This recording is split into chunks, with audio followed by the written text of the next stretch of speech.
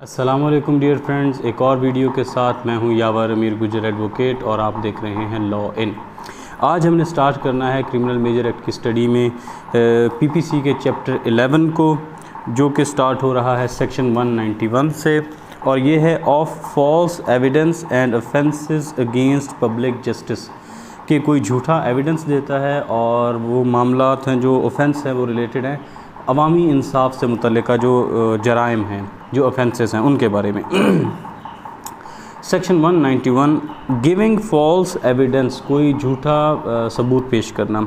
Whoever being legally bound by an oath or by an express provision of law to state truth, कि जो कोई legally bound है या कोई law का एक्सप्रेशन है और वो इस बात पर उसको पाबंद किया गया है कि वो सच बोलेगा। और being bound by law to make a declaration upon any subject, या उसको ये पाबंद किया गया है वो किसी बात पर अपनी जो भी है किसी मौजू पर, किसी सब्जेक्ट पर अपनी डिक्लेरेशन दे।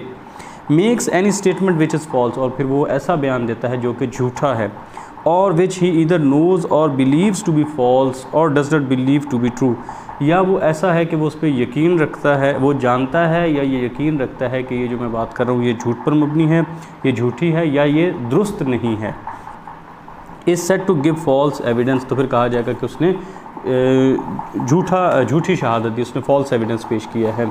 इसी एक्सप्लेनेशन 1 है, a statement is within the meaning of this section whether it is made verbally or otherwise. जो भी स्टेटमेंट है वो इस सेक्शन में शामिल है, चाहे वो ज़ुबानी हो, वर्बली हो या किसी और तरह से हो।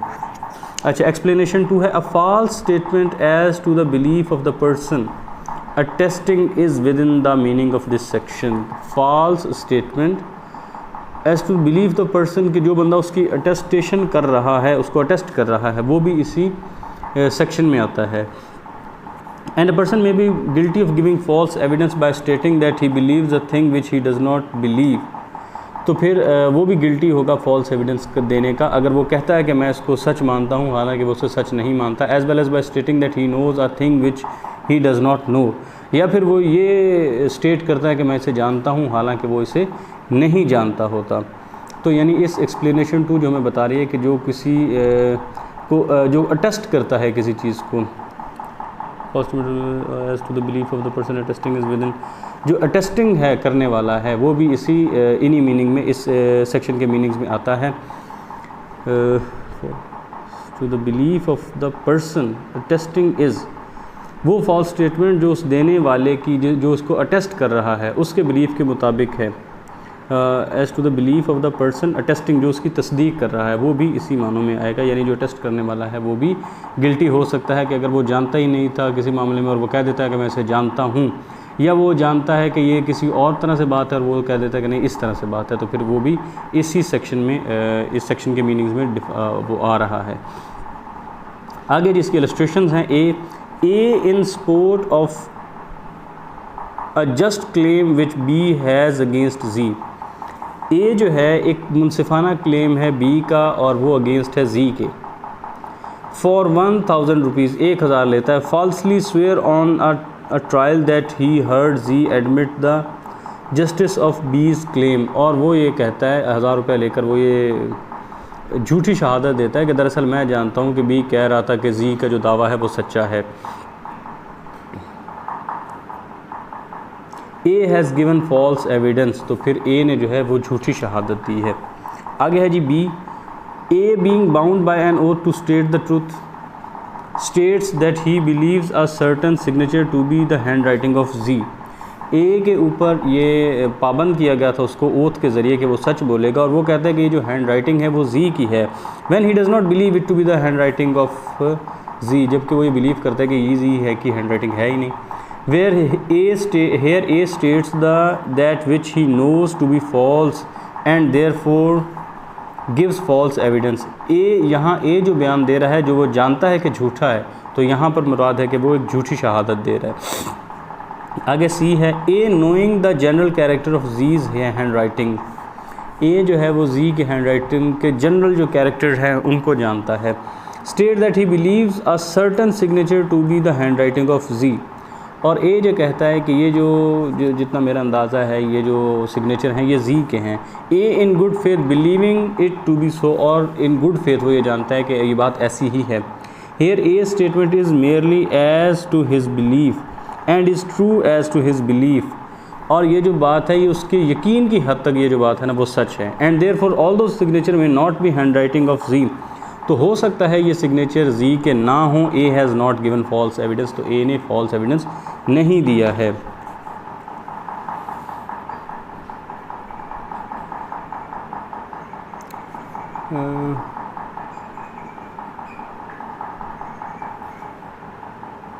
उस शख्स के अच्छा ये जो पहले एक्सप्लेनेशन आई थी जहाँ पे हम थोड़ी देर रुके, वो भी ये है कि फॉल्स स्टेटमेंट है as to belief of the person attesting, जो बंदा उसको अटेस्ट कर रहा है उसके यकीन के मुताबिक है कि उसके यकीन के मुताबिक वो है कि वो फॉल्स है statement.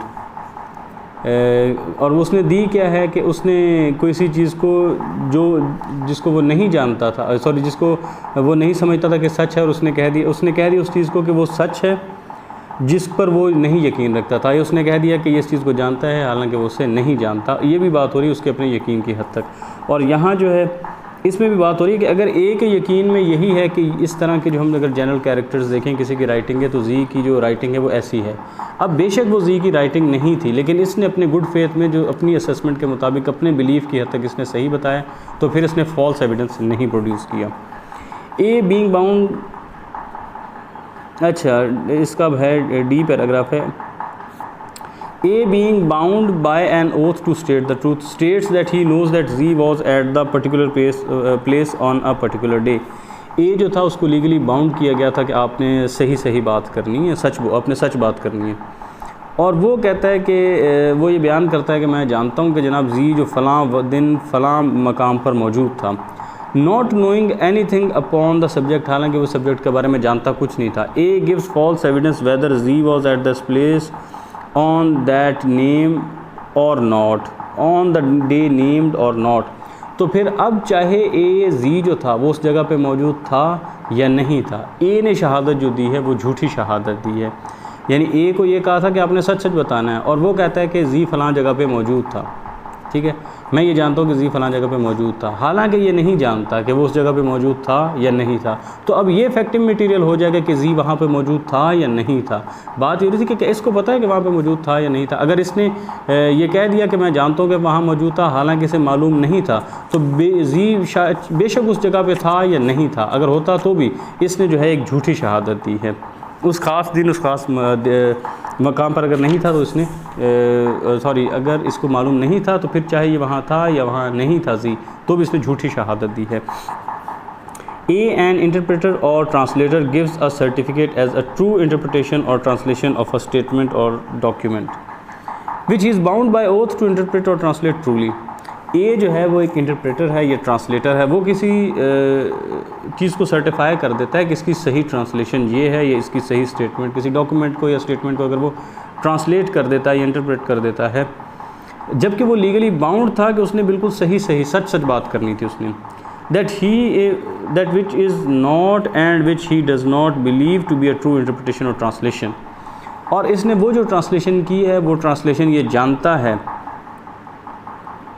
Which he does not believe to be true, और वो ये जो ये समझता है, इसको ये पता है कि ये जो ट्रांसलेशन मैंने की है ये दुरुस्त नहीं है। तो अब A has given false evidence, तो ए ने एक झूठा बयान दिया है। ऑफेंस ऑफ परजरी, कि धोखाधड़ी करना, कोई किस किस्म का फ्रॉड करना। परजरी वैसे होता है डॉक्यूमेंट के साथ कुछ छेड़छाड़ करना, उनको गलत उसमें कुछ एडिशन या कुछ उसमें से निकालना, परजरी। अच्छा, परजरी है कोई झूठा बयान देना या झूठी कसम उठाना।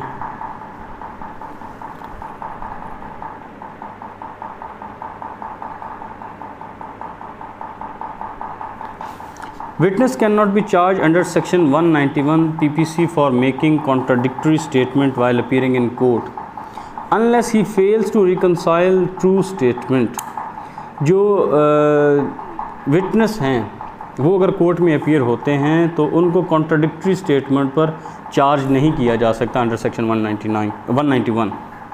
ऑलवेज ओपन ता वक्त है कि वो जो ट्रू स्टेटमेंट है उसके साथ रिकंसाइल करने में कामयाब, उसमें नाकाम नहीं होता, जब तक कि वो उसमें ट्रू स्टेटमेंट के साथ रिकंसाइल करने में कामयाब नहीं होता, उस पर नाकाम नहीं होता। ट्रू स्टेटमेंट के साथ रिकंसाइल करने में अगर वो नाकाम नहीं होता तो विटनेस पर कॉन्ट्राडिक्टरी स्टेटमेंट बनाने पर कोर्ट में सेक्शन 191 के तहत उस पर कार्रवाई, उसको चार्ज नहीं किया जा सकता। Always open to him to correct himself in judicial proceedings but such correction must be immediate and prompt. हमेशा उसके लिए ये बात खुली होगी कि कब वो अपने आप को दुरुस्त कर ले, जुडिशियल प्रोसीडिंग के दौरान वो अपने आप को ठीक कर ले और कभी भी अपने आप को ठीक कर ले, लेकिन ये जो करेक्शन है ये इमीडिएट और प्रॉम्प्ट होनी चाहिए। 2004 SCMR page number 1792। Contradictory statements made by appellant were in 2 different proceeding.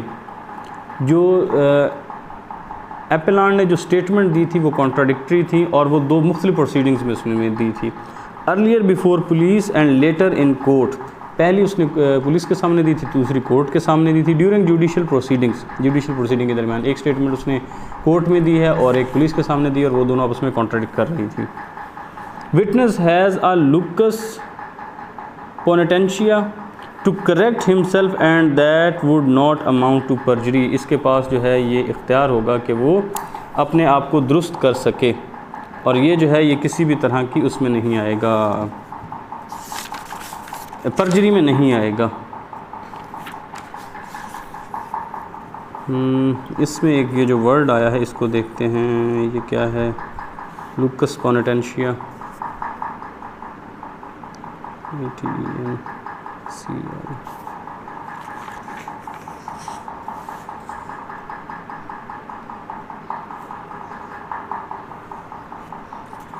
Locus poenitentiae.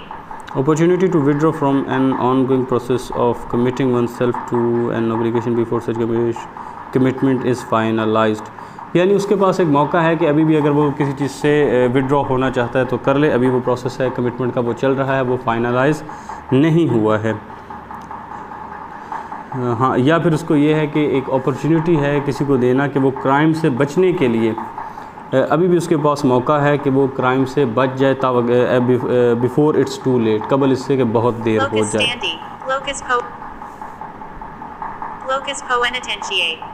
Locus poenitentiae to correct himself. अच्छा, उसने परजरी नहीं की है, ये हमें बताती है PLJ 2005 Supreme court page number 451। Framing of charge against accused period was sine qua non for holding him guilty. No charge, अच्छा फिर एक लफ्ज़ आ गया sine qua non,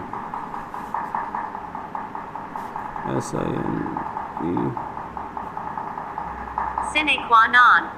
sine qua non condition in an essential और indispensable element, condition और ingredient को बहुत ज़्यादा ज़रूरी जो चीज़ है वो क्या है। framing of charge against accused period was sine qua non for holding him guilty। जो पीरियड है वो बहुत एसेंशियल एलिमेंट है उसको गिल्टी बनाने के लिए। No charge against accused having been framed he was seriously prejudiced in putting up his defence. उसके अगेंस्ट अगर कोई चार्ज नहीं बनाया गया तो वो बहुत ज़्यादा उसको प्रेजुडिस किया है अपना दिफा करने में, क्योंकि अगर किसी इंसान को पता ही नहीं होगा कि मुझ पर इल्ज़ाम क्या है तो वो अपना दिफा क्या करेगा। ये बताता जी PLJ 2008 criminal cases Lahore page number 702। उसके बाद है जी section 198 of PPC fabricating false evidence, झूठा वो जो चीज़ है कोई बनाना, झूठी शहादत कोई बनाना। Whoever causes any circumstances to exist or makes any false entry in book or record or make any document containing a false statement intending that such circumstance, false entry or false statement may appear in evidence in a judicial proceeding ठीक हो गया। दोबारा इसको देख लें। जो कोई भी कुछ ऐसे हालात पैदा करता है या किसी या फिर कोई फॉल्स एंट्री करता है किसी किताब में, किसी रिकॉर्ड में या किसी डॉक्यूमेंट को में कोई फॉल्स स्टेटमेंट मेक्स, या फिर कोई ऐसा डॉक्यूमेंट बनाता है जिसमें कोई फॉल्स स्टेटमेंट दी गई, यानी कोई हालात पैदा करता है, कोई फॉल्स एंट्री करता है किसी किताब में, किसी रिकॉर्ड में, या फिर कोई ऐसा डॉक्यूमेंट बनाता है जिसमें फॉल्स स्टेटमेंट दी गई हो। और क्या है, इंटेंडिंग दैट सच सर्कमस्टांस के इस तरह के जो हालात हैं ये पैदा करने से उसका मकसद क्या है, या इस तरह की झूठी जो एंट्री है इससे उसका क्या मकसद है, false statement may appear in evidence. तो इन अ जुडिशल प्रोसीडिंग के दौरान इसको किसी सबूत के तौर पर पेश किया जाएगा और उसमें उसने कोई छेड़छाड़ की, कोई तब्दीली की, और in a proceeding taken by law before a public servant as such, या फिर उसको किसी पब्लिक सर्वेंट या किसी ऐसी प्रोसीडिंग में उसको पेश किया जाएगा जिसको which is taken by a public servant as such, जिसको किसी पब्लिक सर्वेंट ने उस प्रोसीडिंग को कैरी ऑन किया हुआ है, और बिफोर एन आर्बिट्रेटर या किसी सालिस के सामने उसको पेश करता है। And thus that such circumstances false entry or false statement so appearing in evidence, और इस तरह फिर जब वो ये जो एविडेंस है, ये जो स्टेटमेंट है, ये जो सर्कमस्टांस है, अगर इसको इस हालात में पेश किया जाता है किसी आर्बिट्रेटर के सामने या दीगर जो भी पहले लोग गुजर चुके हैं जिनके जिक्र उसमें अगर किसी जुडिशल प्रोसीजर में या किसी पब्लिक सर्वेंट के सामने पेश किया जाता है, may cause any person who in such proceeding is to form an opinion, कि उस पर्सन के सामने जिसने इस प्रोसीडिंग के दरमियान कोई ओपिनियन बनानी है एविडेंस के ऊपर, to entertain N erroneous opinion, तो वो फिर कोई ऐसी ओपिनियन बनाएगा जो कि गलत होगी, touching any point material to the result of such proceeding, और फिर वो कोई ऐसी गलत ओपिनियन कायम करता है उस मामले के मुतालिक जिसका नताइज निकलने हैं इस प्रोसीडिंग में, is said to fabricate false evidence, तो फिर कहा जाएगा उसने झूठा एविडेंस कोई पेश किया है। ठीक है, इसमें सारी चीज़ें वजाहत से आ गई कि अगर कोई इस तरह का कोई हालात पैदा करता है या कोई स्टेटमेंट देता है या कोई एंट्री करता है किसी किताब में, और इस नीयत से कि ये जो मैं इस हालात पैदा कर रहा हूँ या ये जो एंट्री कर रहा हूँ ये आगे जब कोर्ट प्रोसीडिंग होंगी या किसी और जगह किसी कोई सालिस ने किसी ने भी फ़ैसला करना है वहाँ ये बतौर सबूत जाएगा, और जब इस सबूत को देखा जाएगा तो फ़ैसला करने वाला गलत फ़ैसले पे पहुँचेगा। अगर इस नीयत से वो बनाता है और उस मामले को टच करते हुए ये इस तरह का कोई एक्टिविटी करता है तो फिर ये कहा जाएगा कि उसने फॉल्स एविडेंस जो है उसने फैब्रिकेट किया है फॉल्स एविडेंस।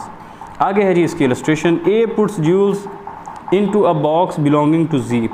ए जो है वो जी के बॉक्स में कोई हीरे जवाहरात वगैरह डाल देता है, with the intention that they may be found in that box, इस इंटेंशन के साथ कि ये इसके पास पकड़े जाएंगे, and that this circumstance may cause Z to be convicted of theft, और वो ये कहता है कि जब ये पकड़ा जाएगा इस सूरत हाल में तो इसको कन्विक्ट हो जाएगा चोरी के बारे में।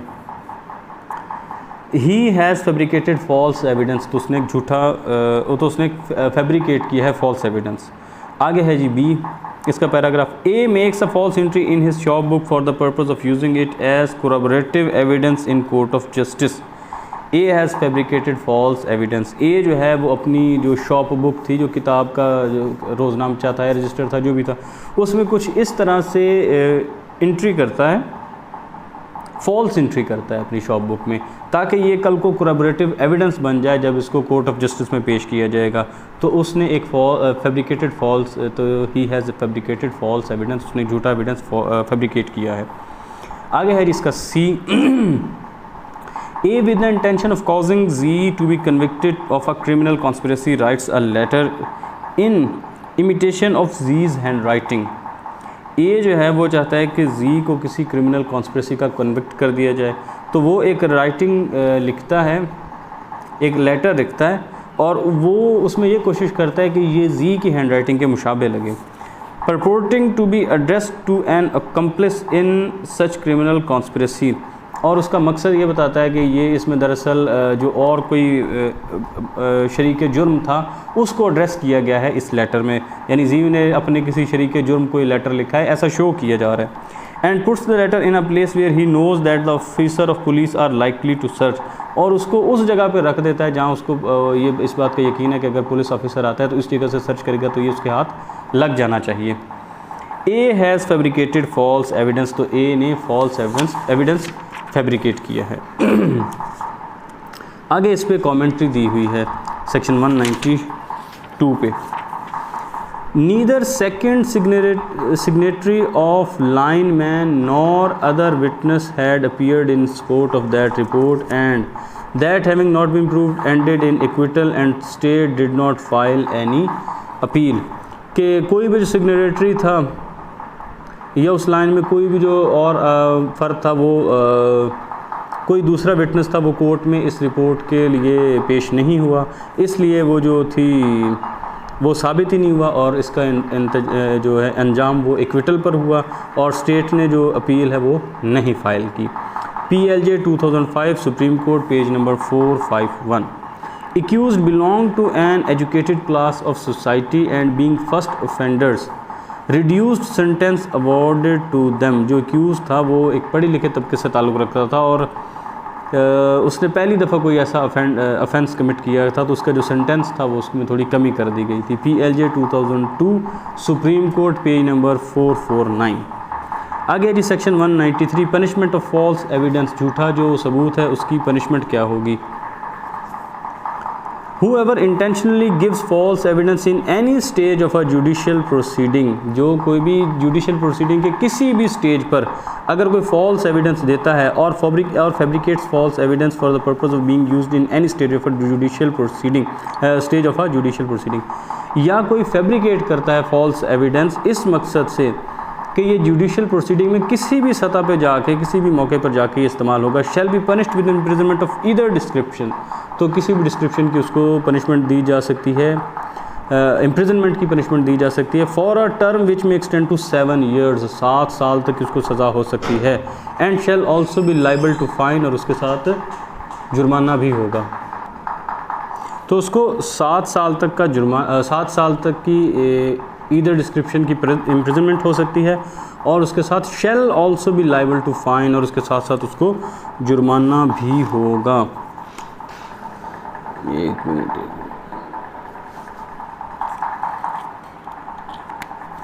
अच्छा, who ever intentionally gives or fabricates false evidence in any other case, किसी और तर्ज एक ये तो बात हो रही थी ना जुडिशल प्रोसीडिंग की, अगर इसके अलावा कोई और किसी और केस में वो फॉल्स एविडेंस जो है वो पेश करता है, shall be punished with imprisonment of either description for a term which may extend to 3 years and shall also be liable to fine.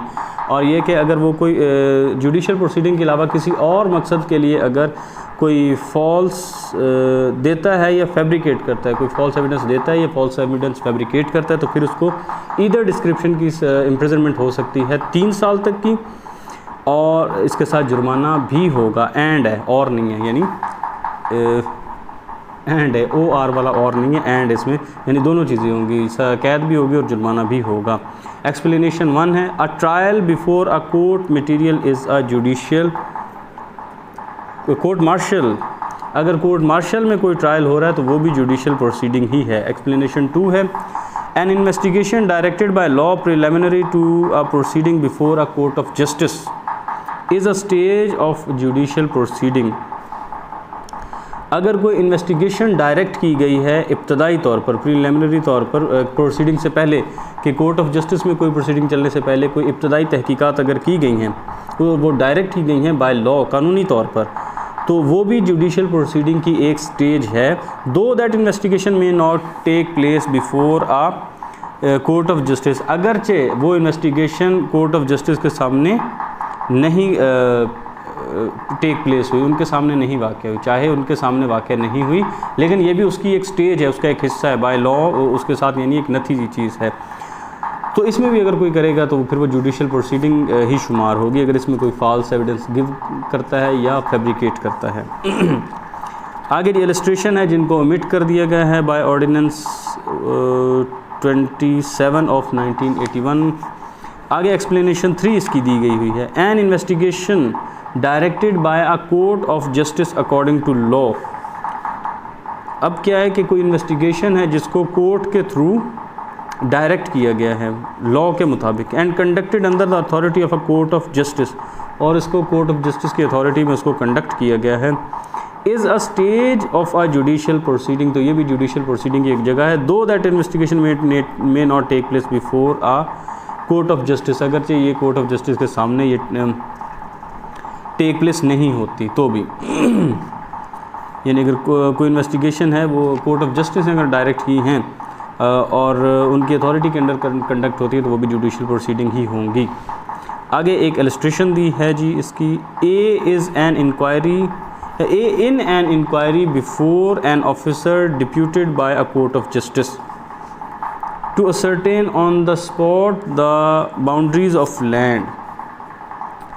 ए जो है वो एक इंक्वायरी हुई है एक ऑफिसर के सामने जिनको लगाया हुआ था कोर्ट ऑफ जस्टिस ने, तो कि आप ये देखें कि जो लैंड है उसकी बाउंड्रीज़ किस जगह पर हैं। Makes an oath a statement which is knows to be false, और वो ओथ देता है कि उस स्टेटमेंट की जो वो जानता है कि झूठी है। As this inquiry is a stage of judicial proceeding, जैसा कि ये जो इंक्वायरी है ये भी जुडिशियल प्रोसीडिंग की एक स्टेज है, तो फिर ए ने फॉल्स एविडेंस दिया है क्योंकि कोर्ट ऑफ जस्टिस ने वो ऑफिसर को डिप्यूट किया था, उसके सामने पेश होकर उसने झूठा बयान दे दिया, वो था जगह की उसके रकबे के तयन के बारे में था, इसने झूठा बयान दे दिया। तो चूँकि ये जुडिशियल प्रोसीडिंग का एक हिस्सा था तो इसने फॉल्स एविडेंस दिया है। इस पे आगे जी कमेंट्री है कमेंट्री क्या है जी, affidavit filing of affidavit done by accuse does not constitute an offence. एक एफिडेविट जो है filing affidavit alone by accuse, सिर्फ और सिर्फ उसने एक एफिडेविट दिया है तो इससे ऑफेंस नहीं बनता। 1999 PCRLJ page number 436। Forging of affidavit, अगर किसी एफिडेविट में कोई फोर्जिंग की जाती है, forging of affidavit and drawing amount which was retained for a period for 3 years, proceeding against valid।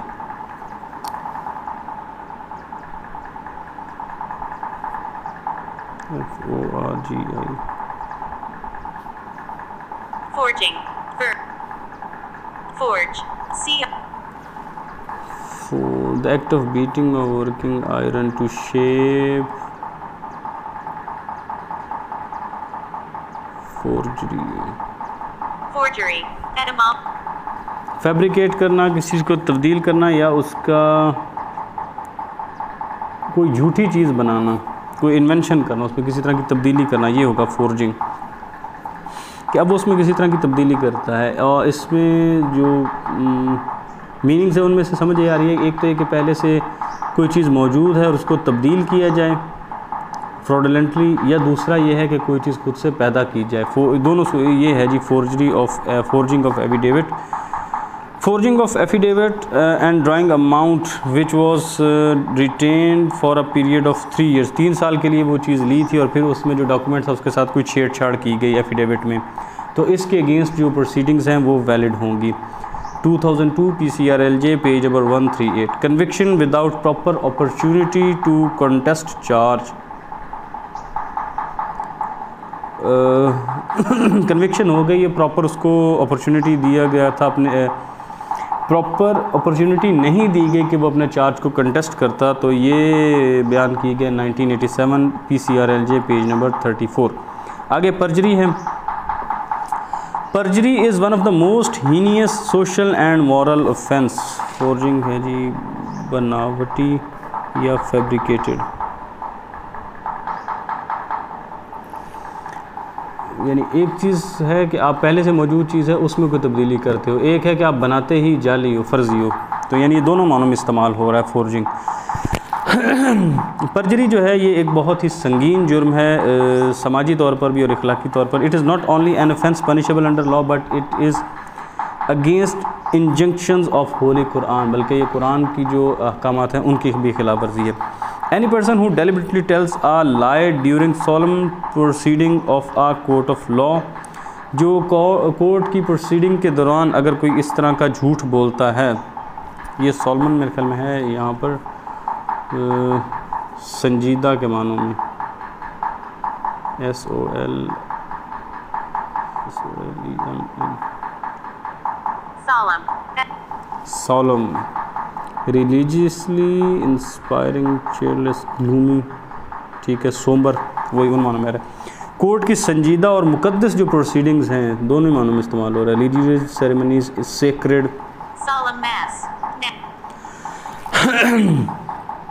उसके दौरान अगर कोई झूठ बोलता है, knowing fully well that he is thereby likely to ruin life और रेपुटेशन ऑफ इनोसेंट पर्सन, और वो ये जानता है कि ये जो मैं काम कर रहा हूँ इससे मैं किसी मासूम इंसान की ज़िंदगी या उसकी शोहरत को ख़तरे में, उसको तबाह कर सकता हूँ, और put into jeopardy his liberty by falsely involving him in a criminal case or cause damage to his property, और वो जानबूझ के ख़तरे में डालता है किसी इंसान की आज़ादी को और उसको किसी क्रिमिनल प्रोसीडिंग में डाल देता है ताकि उसकी प्रॉपर्टी को नुकसान पहुंचाने की कोशिश करता है, यानी या उसकी साख को, उसकी इज़्ज़त को, उसकी आज़ादी को या उसकी प्रॉपर्टी को नुकसान पहुंचाने की कोशिश करता है। Does not deserve any leniency, तो फिर वो किसी किस्म की लीनियंसी की रियायत का मुस्तहिक नहीं है। And ought not to be left off lightly, तो फिर उसको क्या है, हल्के में नहीं छोड़ देना चाहिए, उसको आसानी से नहीं छोड़ देना चाहिए।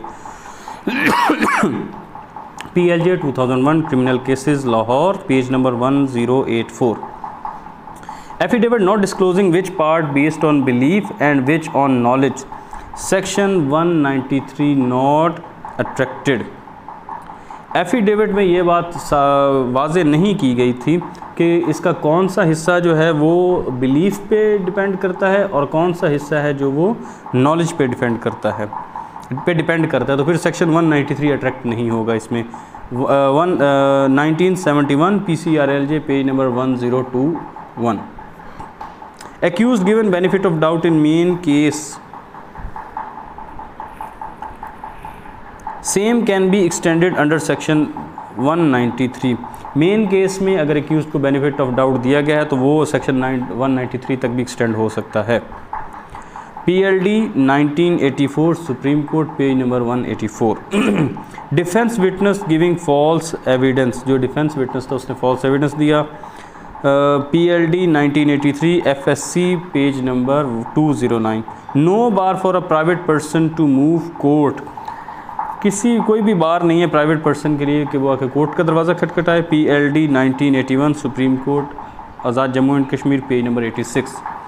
जैसा इससे पहले मेरे ख्याल में कुछ गुजर चुके हैं ना सेक्शंस, जिनमें जो भी पब्लिक सर्वेंट है या जो उससे ऊपर का मातहत है वो ही सिर्फ कंप्लेंट कर सकता है, और वो भी रिटर्न में। Omission of frame charges vitiates trial, जो चार्ज लगाने का जो प्रोसेस था उसको ओमिट कर दिया गया, तो इससे क्या हुआ,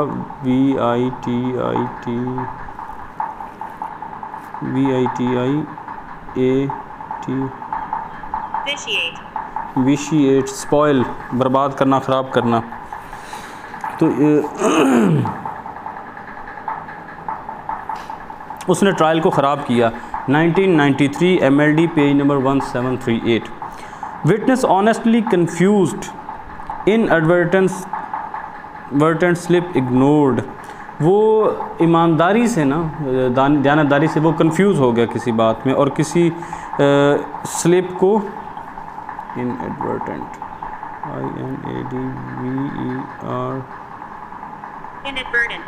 inadvertent, not on purpose, not conscious, जब वो कॉन्शियस नहीं था और वो स्लिप को इग्नोर कर गया। किधर गया, हाँ, उसने किसी स्लिप को इग्नोर किया।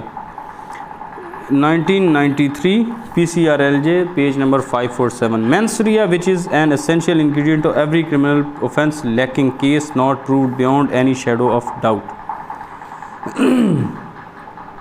मेंसरिया जो है ये एक एसेंशियल इंग्रेडिएंट है हर क्रिमिनल ऑफेंस का, ये यहाँ मौजूद नहीं था तो केस जो है वो beyond any shadow of doubt साबित नहीं हुआ।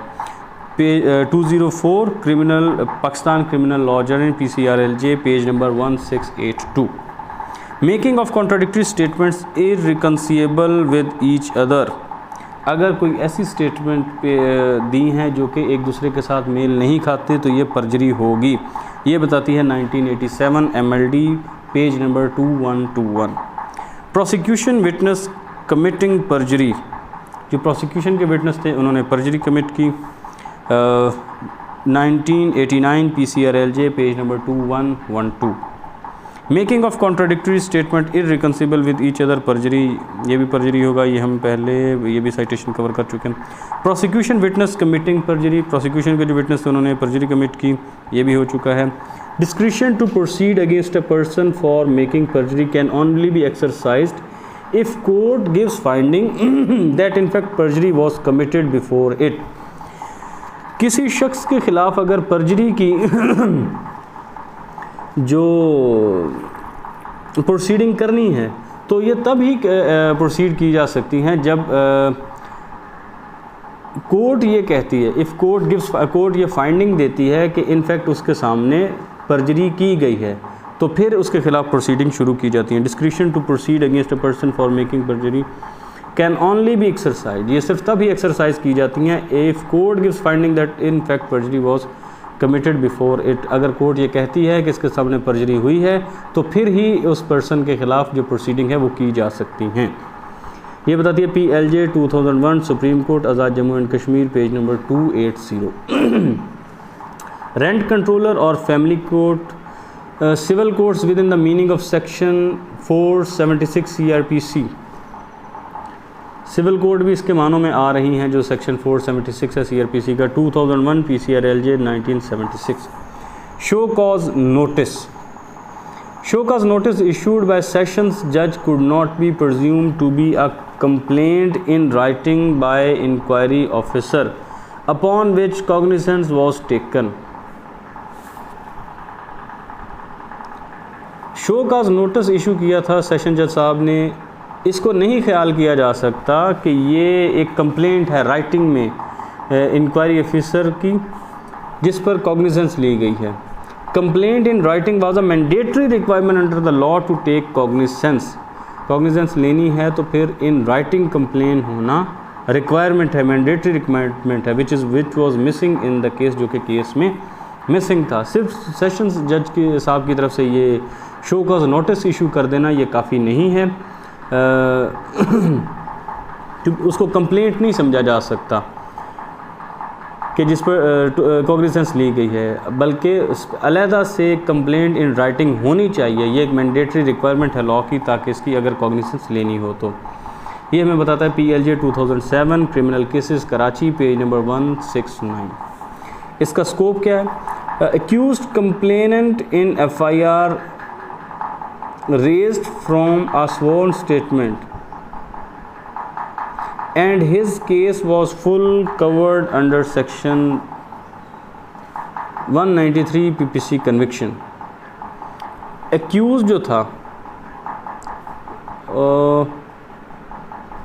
raised from a sworn statement, उसको जो उसने FIR में जो कंप्लेंट करवाई थी उसको कसम के साथ बयान किया था अपने केस में, तो ये पूरी तरह से कवर था सेक्शन 193 के तहत, तो इस पर फिर कन्विक्शन हुई थी। यानी मैं जैसे समझ पाया हूँ कि जो कंप्लेनेंट था FIR का, उसने पहले FIR दर्ज करवाई थी और FIR में उसने कुछ ऐसी बात कही जो कि स्वर्न थी, कसमियाँ थी, तो बाद में उसके ख़िलाफ़ एक प्रोसीडिंग हुई जिसमें वो अक्यूज़ था, तो उस पर इस बुनियाद पर कि तुमने जो FIR में बात की थी वो स्वर्न स्टेटमेंट थी, तो इसलिए उसके ख़िलाफ़ केस साबित हुआ और उसको कन्विक्ट किया गया। ये बताती है PLD 1999 पेशावर के page number 66। Accused was declared hostile, accused appearing first time and confessed acquittal. Accuse जो था वो हॉस्टाइल हो गया था और एक्यूज़ जो था वो पहली दफ़ा कोर्ट में पेश हुआ था और उसने कन्फेस कर दिया था और उसको इक्विटल मिल गया था। 2004 PCRLJ 1682। Statement on oath, statement not on oath but on solemn affirmation, section 193 not attracted. Statement on oath नहीं थी बल्कि सिर्फ वो एक संजीदा अफर्मेशन थी, तो सेक्शन 193 अट्रैक्ट नहीं होता, नहीं अट्रैक्ट हुआ। PLD 1986 Peshawar page number 32। No oath administered no bar, अगर कोई एडमिनिस्टर नहीं था तो कोई बार भी नहीं है। 1990 PLD page number 1519. Person legally bound by an oath making false statement before court, offence falls under section. Person जो था वो लीगली बाउंड था, अंडर ओथ था कि वो और अंडर ओथ था, जो पर्सन था वो लीगली बाउंड था और फिर वो कोर्ट के सामने उसने फॉल्स स्टेटमेंट दी, तो वो उसका जो ऑफेंस है वो अंडर सेक्शन 193 PPC फॉल करता है। ये बताया गया जी 1989 PCRLJ page number 1979। Most heinous and moral offence, ये है सबसे ज़्यादा जो संगीन इखलाकी जुर्म है, संगीन है और इखलाकी जुर्म भी है। Court not to take light और लीनियंट व्यू, कोर्ट को इस पर बिल्कुल भी लीनियंट व्यू नहीं लेना चाहिए। PLD 1986 supreme court page number 6। Action under section 193 PPC is not to be taken against a party during proceeding of trial, कि जब अभी तक ट्रायल की प्रोसीडिंग चल रही हैं तब तक सेक्शन 193 के तहत जो है एक्शन नहीं लिया जा सकता। ये हमें बताती है 1999 PCRLJ पेज नंबर 227। तो यहाँ हमारा सेक्शन जो है 193 तक कवर हो गया है। नेक्स्ट इंशाल्लाह हम सेक्शन 194 से स्टार्ट करेंगे नेक्स्ट वीडियो में।